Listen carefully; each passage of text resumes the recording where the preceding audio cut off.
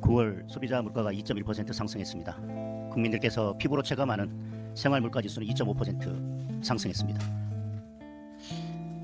관세 협상이 난항을 겪고 있습니다. 그렇다면 지금 국내 기업들이 물고 있는 관세는 결국 국내의 물가 상승 부담으로 작용할 수밖에 없습니다.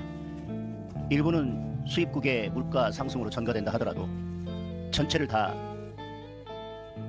외국으로 수출하는 제품에 관세 인상분을 전가시킬 수 없기 때문에 국내 물가 상승 압력으로 작용한다고 하는 것은 지극히 상식적인 것입니다. 또 여러 가지 이유로 관세 협상이 잘 되고 있지 않기 때문에 환율도 상승하고 있습니다. 환율 상승은 당연히 수입 원자재 가격이나 수입 물품의 가격 상승으로 이어져서 국내 물가 상승 압력으로 작용할 수밖에 없습니다. 여기에 유가 불안, 그리고 최근에 발표된 걸 보면 채권시장의 심리를 나타내는 채권시장 지표도 하락하고 있습니다. 모든 경제 지표가 좋지 않게 나타나고 있습니다.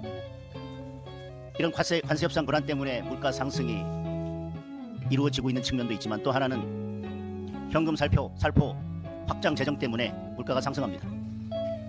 저희들은 현금을 살포할 때 지속적으로 문제 제기를 했습니다. 반드시 물가 상승으로 이어진다. 민주당은 아랑곳하지 않았습니다. 이재명 정부는 아랑곳하지 않았습니다. 결국 물가 상승으로 나타나고 있습니다.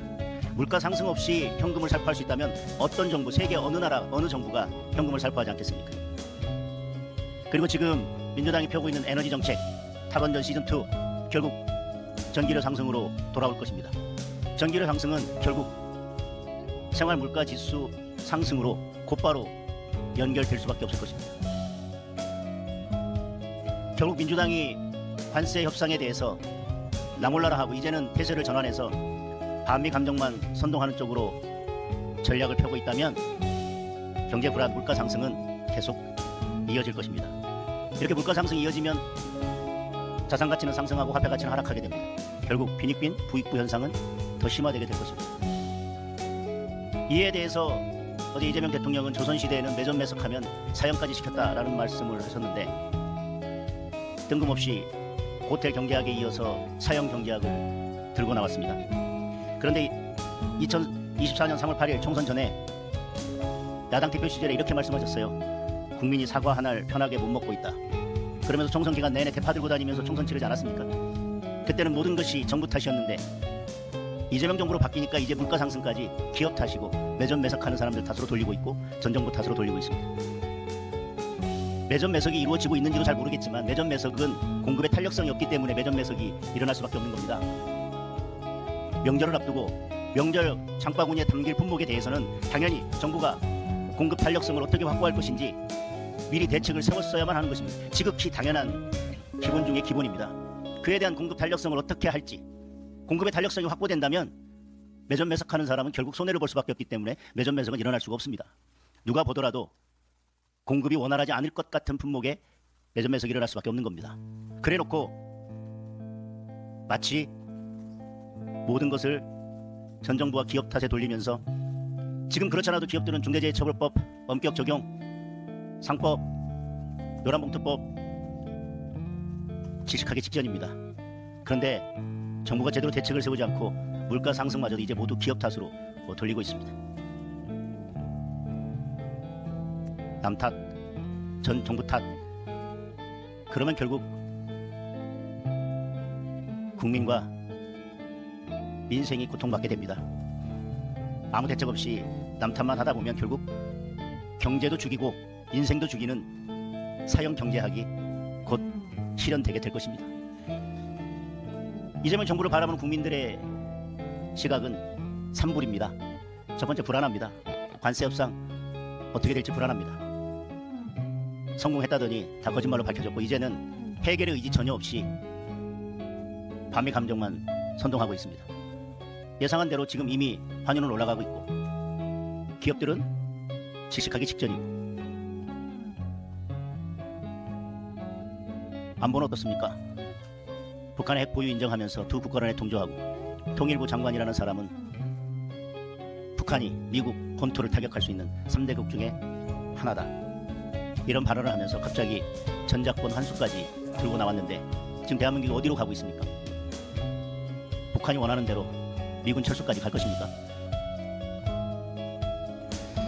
에이펙에서 마치 뭔가 트럼프 대통령 등등 외국 정상이 오면 관세 협상이나 모든 것을 일거에 타결하고 뭔가 획기적인 외교 안보 대책이 나올 것처럼 이야기하면서 한쪽에서는 김정은과 똑같은 이야기를 하고 또 한쪽에서는 반미 감정을 선동하고 도대체 에이펙에서 어떤 결과가 나올지 불안합니다.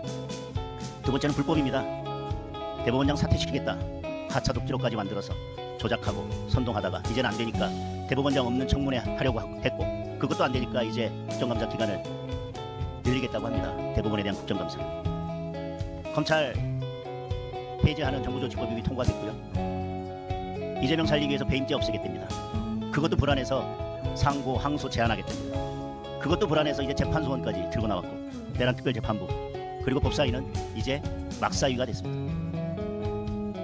추미애, 정청래에 의한 추미애 법사위원장 막가파 남매에 의한 막사위가 됐습니다. 세 번째 불편합니다. 인생은 죽어가고 있고 건설 경기 다 죽고 있습니다. 건설 경기가 죽으면 관련 사업, 산업 다 죽게 됩니다. 소상공인 자영업자 다 죽게 됩니다. 물가 오르고 주가 내리고 환율 오르고 도대체 지금 제대로 돌아가고 있는 게 뭐가 있습니까? 불안하고 불법이 판치고 국민들은 불편하고 이게 지금 이재명 정부의 실체입니다. 이제 곧 국감이 시작됩니다. 국민들이 제1야당인 국민의힘에 바라는 것은 정부와 여당을 제대로 견제하고 거기에서 더 나아가 우리가 보다 유능한 정책 대안을 제시할 수 있는 정책정당, 민생정당으로 나아가라는 것일 것입니다. 국정감사 기간 동안 정부와 여당을 제대로 견제하면서도 국민의 목소리를 더 가까이에서 듣고 국민들께 한 발짝 더 다가가서 국민들께서 필요로 하는 정책을 만들어내는 국민의힘으로 거듭날 수 있도록 최선을 다하겠습니다. 질문 있으면